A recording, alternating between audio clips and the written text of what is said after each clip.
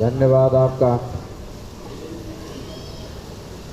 परमेश्वर की कृपा बरस रही है बरसात के रूप में। हम सब लोग सीधे बैठेंगे, गायत्री मंत्र का पाठ करेंगे, मन स्थिति अनुकूल बनाएंगे। ओम भूर्भुवः स्वः तत्सवितुर्वरेण्यं भर्गो देवस्य धीमहि धियो यो नः प्रचोदयात्। तूने हमें उत्पन्न किया, पालन कर रहा है तो तुझसे ही पाते प्राण हम। दुखियों के कष्ट हरता है तो तेरा महान तेज है छाया हुआ सभी स्थान। सृष्टि की वस्तु वस्तु में तू हो रहा है विद्यमान। तेरा ही धरते ध्यान हम, मांगते तेरी दया। ईश्वर हमारी बुद्धि को श्रेष्ठ मार्ग पर चला। दाता हमारी बुद्धि को वेद मार्ग पर चला। ओम भूर्भुवः स्वः तत्सवितुर्वरेण्यं भर्गो देवस्य धीमहि धियो यो नः प्रचोदयात्। ओम शांतिः शांतिः शांतिः। बोलो वैदिक धर्म की, ईश्वर दयानंद जी महाराज की, भारत माता की। उपस्थित सभी सज्जनों, वंदनीय मातृशक्ति। परमेश्वर की बड़ी कृपा है कि हम वैदिक व्यवस्थाओं से जुड़ रहे हैं। एक लंबी चर्चा आपके बीच चल रही है कि जो ज्ञान है ये परमेश्वर से आता है। जो परमेश्वर ज्ञान देता है उसके विषय में लोगों ने बड़ी भ्रांतियां उपस्थित कर दी हैं। कुरान, पुराण, बाइबल, जिंदावस्था, जिनवानी, तौरेत, धम्मपद, गुरु ग्रंथ, त्रिपिटक, ये सब भी परमात्मा के ज्ञान के नाम से ही चल रहा है। कुरान वाले भी कहते हैं ये भी खुदा का दिया हुआ है, बाइबल वाले भी यही कहते हैं। महाभारत में गीता का जो पार्ट है उसे अलग से किताब बना दिया, कहते हैं ये भी परमात्मा की है। परमात्मा की पुस्तकों के नाम से बाजार बड़ा गर्म है और इतने भयंकर स्थिति है कि किताब के बारे में कुछ कह दो तो लोग बवाल कर देते हैं। तो मुसलमानों की किताब के बारे में कुछ कह दिया जाए तो उसको मार देते हैं और इसी अत्याचार की वजह से पनप रहा है वो। आपको पता है एक पंडित हुए चम्मूपति एम.ए., उन्होंने एक किताब लिखी थी रंगीला रसूल। वो उन्होंने अपने नाम से नहीं छापी थी, वो एक राज्यपाल जी थे, उन्होंने कहा मैं छापूंगा अपने नाम से, तो राज्यपाल जी की हत्या कर दी। तो आपको लोगों के सामने चुनौतियां हैं कि आप वेद को कैसे विश्व पटल पर स्थापित करेंगे। सारे संसार में वेद ही सार्वभौमिक, सार्वदेशिक, सार्वकालिक धर्म ग्रंथ है, परमेश्वर के द्वारा दिया गया ज्ञान है विश्व पटल पर कैसे स्थापित करोगे आप? क्योंकि पढ़ाया जा नहीं रहा वेद, वेद के लोगों ने दर्शन नहीं किए। मैं एक स्थान पर कार्यक्रम दे रहा था, ये हरदोई जनपद की बात है, उत्तर प्रदेश में एक जिला है हरदोई, फर्रुखाबाद सुना होगा आप लोगों ने। तो वहाँ पर 7 दिन की कथा होनी थी, वेद की कथा, वेद प्रवचन। तो एक बड़ा कार्यक्रम था वहाँ पर, विद्यालय में रखा गया था। तो वहाँ पर हमने कहा आयोजकों से, पहले दिन पहुँच गए हम, कहा भाई तैयारी करो, तो तैयारी देखने गए। तो जिस विद्यालय में कार्यक्रम था वहाँ पर हमने देखकर तैयारी कहा, तैयारी ठीक की है आप लोगों ने, पर वेद हैं आप लोगों के पास? आप लोगों के पास वेद हैं? तो उन्होंने कहा कि जी वेद तो हमारे पास नहीं है।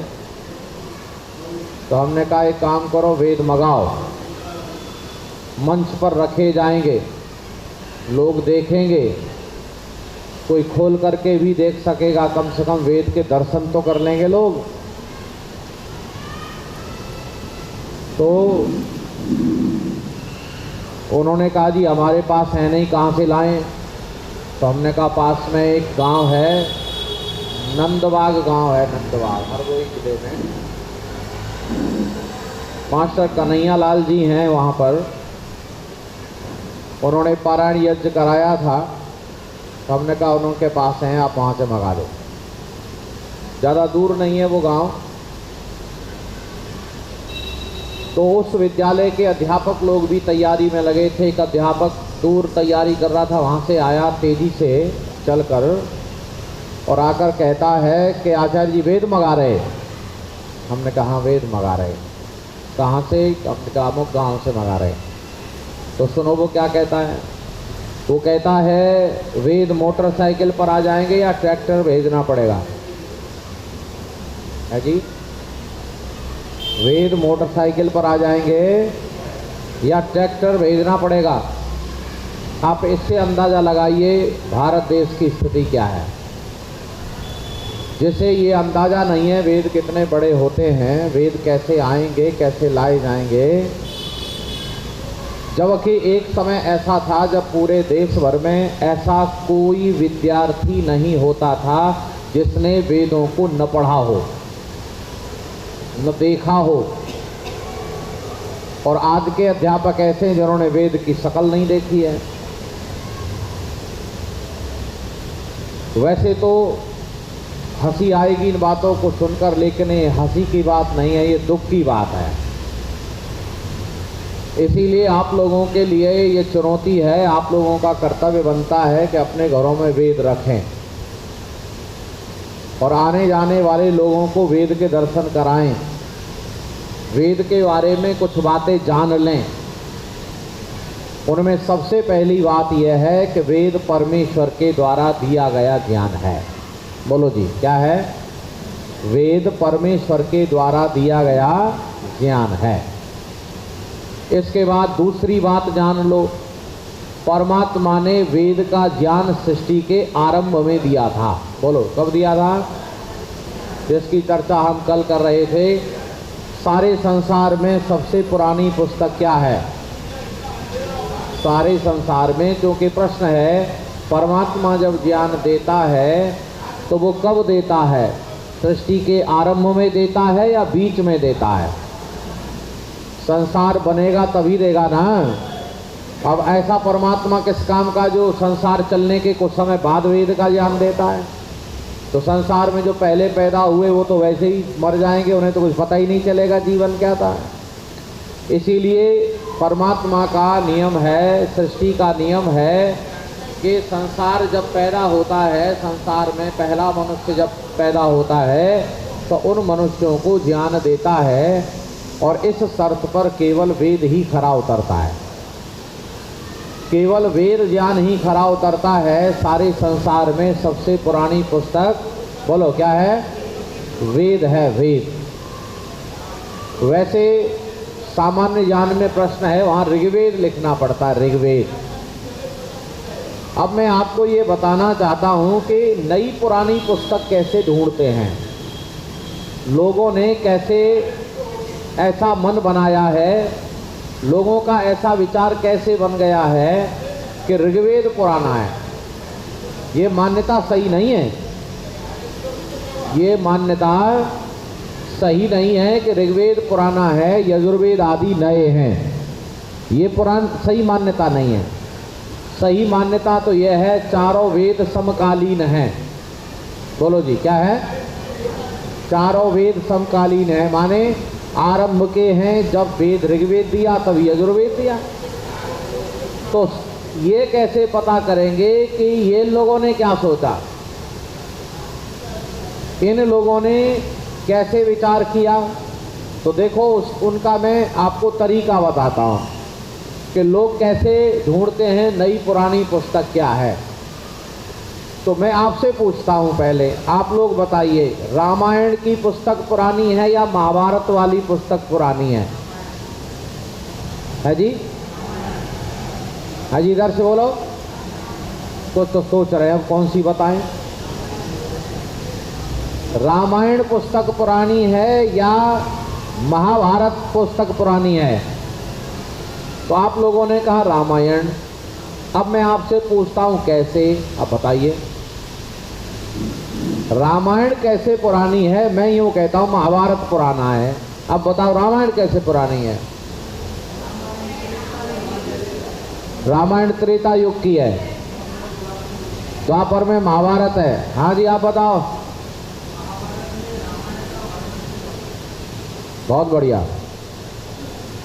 आपका जो उत्तर है वो सही नहीं है, जो ऐसा कह रहे हैं कि त्रेता में रामायण लिखी गई, द्वापर में।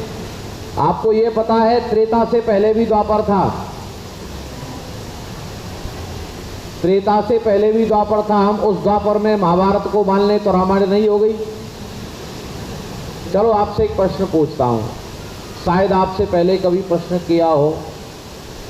ये इस समय कौन सा युग चल रहा है?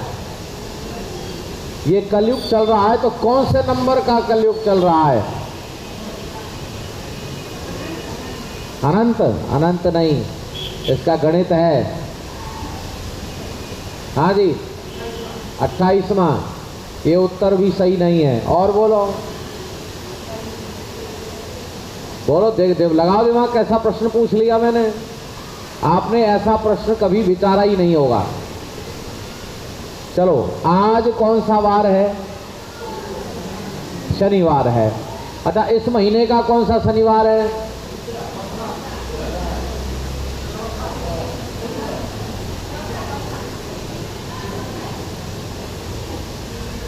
सोचो, चौथा नहीं है तीसरा होगा। हाँ जी चौथा है। इस महीने की जो शुरुआत है वो शनिवार से हुई है जी, है?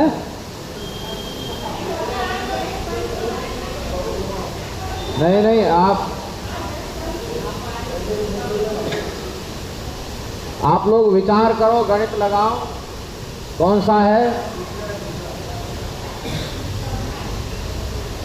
आप लोग तीसरा चौथा बता रहे। 1 तारीख का शनिवार था, और जब 1 तारीख का शनिवार था तो चौथा हुआ कि नहीं? है जी, चौथा शनिवार है। चलो गणित लगा लिया आपने। अच्छा मैं आपको कॉपी पेन दे दूं तो आप ये भी बता सकते हैं कि नहीं कि इस साल का कौन सा शनिवार है? पता लगा सकते हैं कि नहीं? आप तो मुझे बताओ हाँ या ना। अच्छा ठीक, तो ये क्यों नहीं बता सकते कि इस सृष्टि का कौन सा कलयुग है? क्योंकि ये थोड़ी बड़ा गणित है। चलो मैं बता देता हूं, इस समय जो कलयुग चल रहा है वो 454वां कलयुग चल रहा है। कौन सा? अब कैसे गणित लगाएंगे? तो सुनो, गणित लगा देते हैं। ये जो युग होता है ये 4,32,000 वर्ष का होता है, कलयुग। बोलो कितना?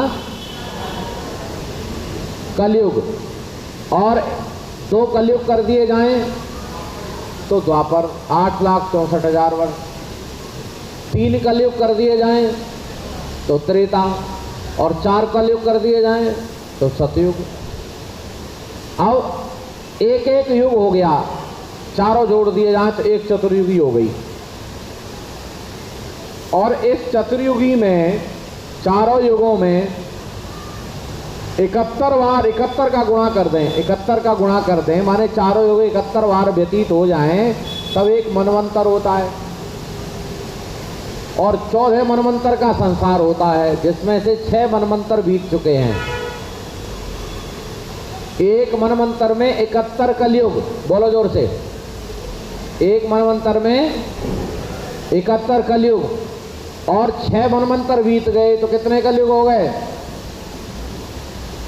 गणित तो बताओ। 71 में 6 का गुणा कर दो, 71 में 6 का गुणा। सुनो, कोई बात नहीं, गणित लगा लेना घर पे, यहां तो अंदाजा लगा लो। समझ में आ रही है बात? 71 में 6 का गुणा करो और 28 जोड़ दो। 28 इस मनवंतर का कलयुग है। सप्तमे वैवस्वत मनमंत्रे अष्टाविंशति तमे कलयुगे कल प्रथम चरणे, अर्थात 7वें मनवंतर का 28वां कलयुग चल रहा है। 6 मनवंतर पहले बीत चुके हैं, तो घर पे लगा लेना 71 मल्टीप्लाई बाई 6 और ऐड कर दो उसमें 28, तब 454 बैठेंगे। इतने वहां कलयुग चल रहा है। कैसे चलता है? सतयुग त्रेता द्वापर कलयुग, सतयुग त्रेता द्वापर कलयुग, सतयुग त्रेता द्वापर कलयुग। जैसे रविवार, सोमवार, मंगलवार, बुधवार, गुरुवार, शुक्रवार, शनिवार, रविवार, सोमवार, ऐसे चलता रहता है। ऐसे ये भी चलता रहता है, सतयुग त्रेता द्वापर कलयुग, सतयुग त्रेता द्वापर कलयुग। तो बोलो, त्रेता से पहले द्वापर आएगा कि नहीं? रविवार के बाद कौन सा वार आता है? सोमवार। अच्छा, रविवार से पहले भी सोमवार आएगा कि नहीं? पहले भी आएगा। तो अब बताओ, ये उत्तर फेल हो गया कि नहीं? कैसे पता लगाओगे कि राम का समय पहला है ये या महाभारत का समय पहला? तो इसका केवल एक उत्तर है, केवल एक उत्तर।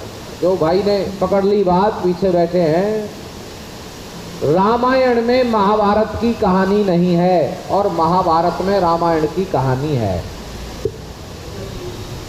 बात समझ में आई?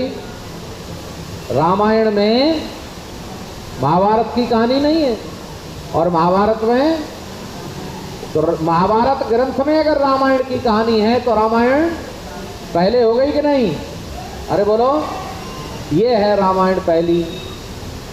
ऐसे ही जब हम साहित्य पढ़ते हैं तो साहित्य के अंदर पढ़ाया जाता है कौन काल कैसा था, तो हम पता लगा सकते हैं नहीं कि अगर वो घटनाएं उस काल की लिखी हुई हैं तो किताब कौन से काल की है? उस काल की है। इसीलिए किताबों को पढ़कर ये पता लगा सकते हैं कि ये कौन से काल की है, क्या क्या लिखा गया है, किसके बाद लिखी गई है, इसके बाद ये लिखी गई है। ऐसा साहित्य में ढूंढ लिया जाता है। इस आधार पर वेदों को पढ़ा लोगों ने, तो ऋग्वेद के मंत्र अन्य मंत्र वेदों में हैं, इसीलिए लोगों ने सोचा कि ऋग्वेद पुराना है, अन्य वेद नए हैं। लेकिन वो लोग ये भूल गए कि कोई वेद पुराना नहीं, कोई वेद नया नहीं, सारे के सारे वेद आरंभ के हैं, परमेश्वर के द्वारा प्रकाशित हुए हैं, आगे पीछे नहीं दिए गए हैं, वो एक समय ही दिए गए हैं। इसीलिए चारों वेद पुराने हैं। तो वेद संसार की सबसे पुरानी पुस्तक हैं और सारे संसार की पुस्तकों का अपना रचना काल है। कौन सी पुस्तक कब बनी, जिसकी चर्चा हम कल कर रहे थे। रामचरितमानस कब बना? 450 साल पहले तुलसीदास बाबा ने बनाया। कबीरदास जी की किताबें कब लिखी? कबीरदास जी अभी कल परसों हुए, ज़्यादा समय हुआ है क्या? और जैनी बौद्धों की किताबें कब लिखी? 2500 वर्ष पहले। मुसलमानों की कुरान लिखी गई 1400 साल पहले। ईसाइयों का बाइबल लिखा गया 2023 वर्ष पहले। ऐसे ही सारे संसार के ग्रंथों का अपना रचना काल है। लेकिन वेदों का कोई रचना काल नहीं है, सृष्टि के आरंभ के हैं। आप कोई पुस्तक उठाकर देखो, उसमें वेद लिखे मिलेंगे, वेदों की जानकारी मिलेगी कि वेदों में ऐसा लिखा, वेद ऐसे कहते हैं, इसका मतलब उस ग्रंथ से पहले बने हुए हैं। आप ब्राह्मण ग्रंथों में वेद देखो, आरण्यकों में वेद देखो, उपनिषदों में वेद देखो, स्मृतियों में वेद देखो, आप कोई पुस्तक उठाकर देखेंगे उसमें वेद की जानकारी मिलेगी। और जब वेद की जानकारी है तो ये वेद उस जानकारी से पहले के बने हुए हैं। इसीलिए आपको एक तर्क समझनी है और अपने घर में आने वाले मित्र संबंधियों को बताना है कि ये संसार की सबसे पुरानी पुस्तक है। बोलो क्या बताना है? अच्छा, पहली बात क्या बतानी है कि ये परमात्मा की वाणी है। बोलो क्या बताना है? और कोई वाणी नहीं है परमात्मा की। क्यों नहीं है? उसकी दलील हम दे रहे हैं आपको, उसकी तर्क हम बता रहे हैं आपको। क्यों नहीं? वेद ही क्यों परमात्मा की वाणी है? क्योंकि ये सृष्टि के आरंभ की है। बोलो कब की है? सृष्टि के आरंभ की है, इसीलिए यह परमात्मा की वाणी है। चलिए अगली बात लेते हैं।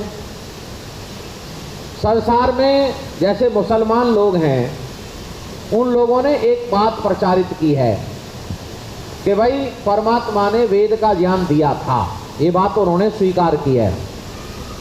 लेकिन ये सारे लोग नहीं स्वीकार करते। जो चालाक हैं या बहुत बुद्धिमान हैं, ये दो तरह के लोग स्वीकार करते हैं। और उन्होंने कहा कि वेद तो बहुत पुराने हैं, लेकिन अब उनका कोई औचित्य नहीं रह गया। तो चालाकी है कि नहीं? उन्होंने कहा कि वेद हैं, वेद आप परमात्मा ने दिए हैं, अल्लाह ने दिए हैं, खुदा ने दिए हैं, गॉड ने दिए हैं, लेकिन अब वो प्रासंगिक नहीं है, वो पुराने हो गए हैं। अब अल्लाह का दिया हुआ कुरान अपडेट है, ये परमात्मा का नया ज्ञान है। और तर्क दिया कि नया होता है वो ज्यादा प्रामाणिक होता है। मेरी बात पहुंच रही है आप तक? अच्छा चलो आप दिमाग लगाओ इस बात पर। मैं जानना चाहता हूं आपने मेरी बात कितनी समझी। मैंने दो समय में लेख लिखे, ध्यान से पकड़ना, बात समझ में आ जाए तो। मैंने दो लेख लिखे अलग अलग काल में, 5 साल के अंतराल में।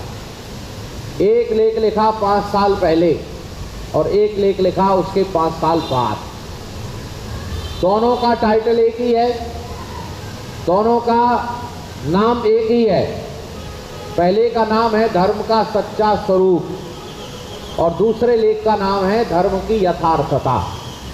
दोनों एक ही बात है, अलग अलग? एक ही बात है, या तो सच्चा स्वरूप कह लो या यथार्थता कह लो। अब आप मुझे बताइए, पुराना लेख अच्छा होगा या नया लेख ज्यादा अच्छा होगा? है जी? नहीं, अब बात समझ में नहीं आई मुझे। नया लेख पूरा अच्छा है या पुराना लेख अच्छा है? नए वाले हाथ खड़ा करें, नया लेख जो बता रहे हैं। क्योंकि आपकी आवाज मुझे समझ ही नहीं आई, आप क्या कह रहे हैं? बरसात हो रही है ना? अच्छा, पुराने वाले हाथ खड़ा करो, पुराना लेख जो मानते पुराना बढ़िया होगा। इसका मतलब आपकी समझ में कुछ नहीं आया।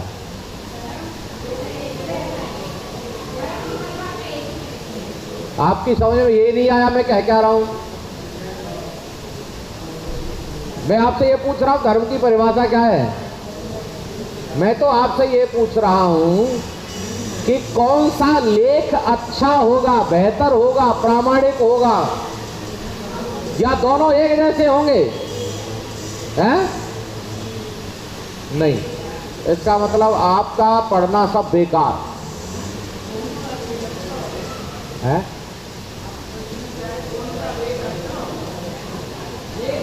अच्छा फिर से सुनो, फिर से सुनो, फिर से सुनो। लेख समझ में आ रहा? लेख मैंने लेख लिखे 2। फिर से सुनो, फिर से सुनो अच्छे से। और नहीं तो आपको ये समझ में कैसे आएगा वेद क्या है? नहीं तो कुरान भी अच्छी मानने लगोगे आप।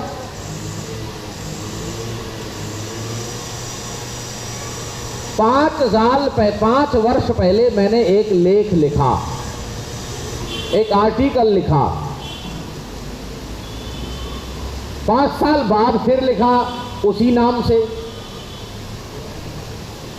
तो दोनों लेखों की विषय वस्तु एक जैसी होगी या अलग अलग होगी? और कौन सा लेख ज्यादा अच्छा होगा, पुराना कि नया? अब आप यही निर्णय नहीं कर पा रहे हैं। कैसा प्रवचन सुनते हैं आप? वर्षों हो गए प्रवचन सुनते बहुत बढ़िया, बहुत सुंदर। केवल 2 लोगों ने बात पकड़ी, बाद बाकी तो आपको दिमाग का इलाज कराओ सब लोग। मेरी बात का बुरा मत मान लेना, लेकिन मैं सच बता रहा हूं, आप लोग प्रवचन से कोई लाभ नहीं ले रहे। आप लोगों को यही समझ में नहीं आ रहा है कि कहा क्या जा रहा है, फिर क्या सुनते हो आप लोग? नया लेख ज्यादा बेहतर होगा, क्योंकि मैं 5 साल तक और अध्ययन करूंगा और जानकारी होगी और बेहतर पढ़ लूंगा। 5 साल में मेरी जानकारी में वृद्धि होगी, हाँ या ना? और जब 5 साल बाद में लेख लिखूंगा तो ज्यादा अच्छा लिखूंगा। पर आप घूम गए, आपने समझा ही नहीं इस बात को। जो व्यक्ति जितनी नई रचना लिखता है वो ज्यादा बेहतर होती है। ये बात कुरान वालों ने तर्क दी, दलील दी। इसीलिए वेद पुराना है, वो अब ज्यादा बढ़िया नहीं रह गया, अब नया कुरान है, इसीलिए कुरान पर चलो। लेकिन वो एक बात भूल गए कि ये जो ज्ञान नया और पुराना होता है वो मनुष्य का होता है। जरा ध्यान से सुनना मुझे, बोलो किसका होता है? नया और पुराना, कम और ज्यादा, ये मनुष्य के अंदर ऐसा होता है, सर्वज्ञ परमात्मा के अंदर ऐसा नहीं होता है। उसका तो नया और पुराना सब एक जैसा होता है, क्योंकि परमात्मा के ज्ञान में वृद्धि नहीं होती है, क्योंकि वो अनंत ज्ञान युक्त है। इसीलिए वेद को नया देने की जरूरत नहीं है, वेद नित्य है। वेद जितना पुराने समय में प्रासंगिक था उतना ही आज के समय में प्रासंगिक है। इसीलिए परमात्मा को नया ज्ञान देने की जरूरत, बोलो जोर से, नहीं है। बात समझ में आई कि नहीं? इसका मतलब कुरान लिखने वाला परमात्मा नहीं है, कोई मनुष्य होगा। पहले कुछ कम जानता होगा, फिर ज्यादा जान गया, फिर और ज्यादा जान गया, इसीलिए उसने लिख दिया कि भाई अब नया देता हूं, ये अपडेट है, ले उसे पढ़ा करो।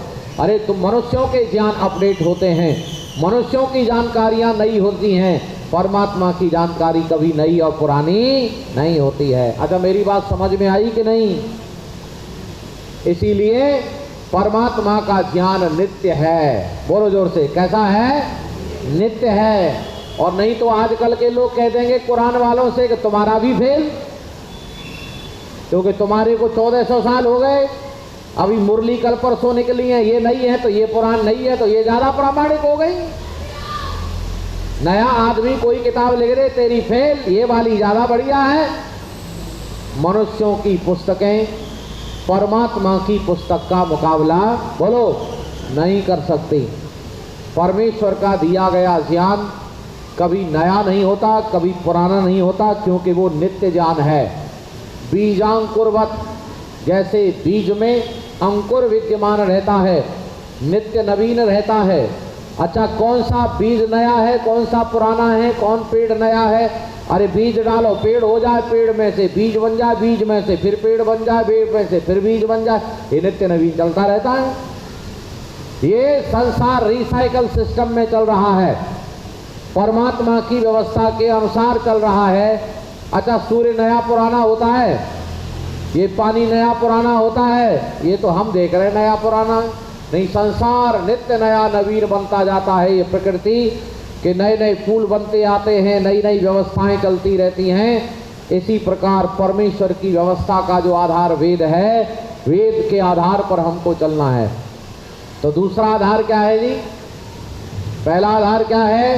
वेद परमात्मा की वाणी है, उसका पहला आधार है संसार का सबसे पुराना ज्ञान है। जोर से बोलो, संसार का सबसे पुराना ज्ञान है। दूसरा, यह नित्य नया है, नित्य है ये, बोलो नया नहीं, बोलो कैसा है?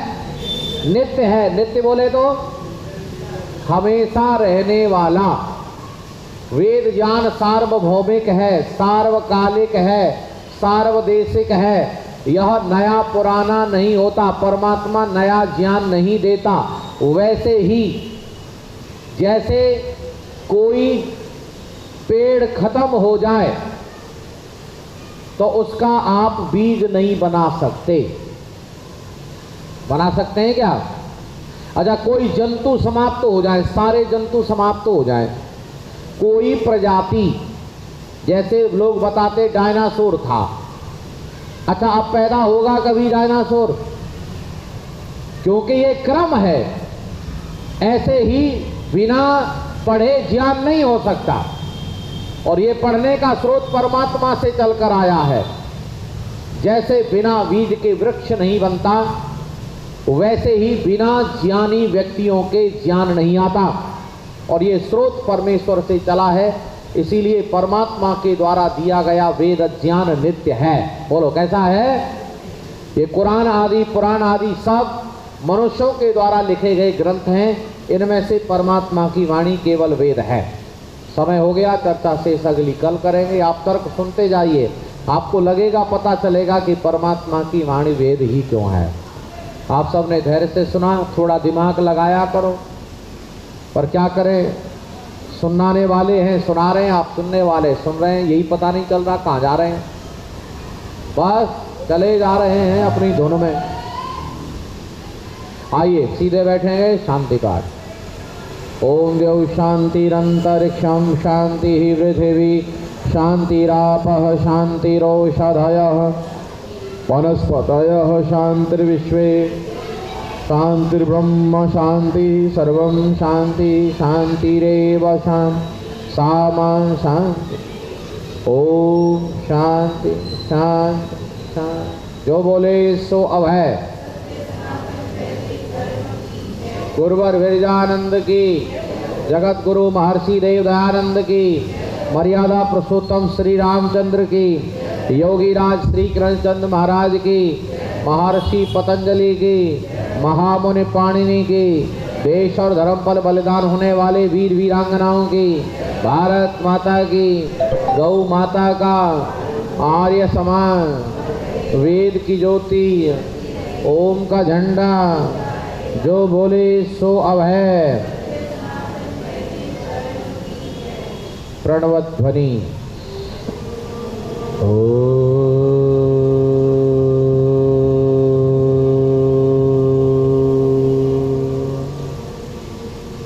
वैदिक अभिवादन सभी को सादर नमस्ते जी।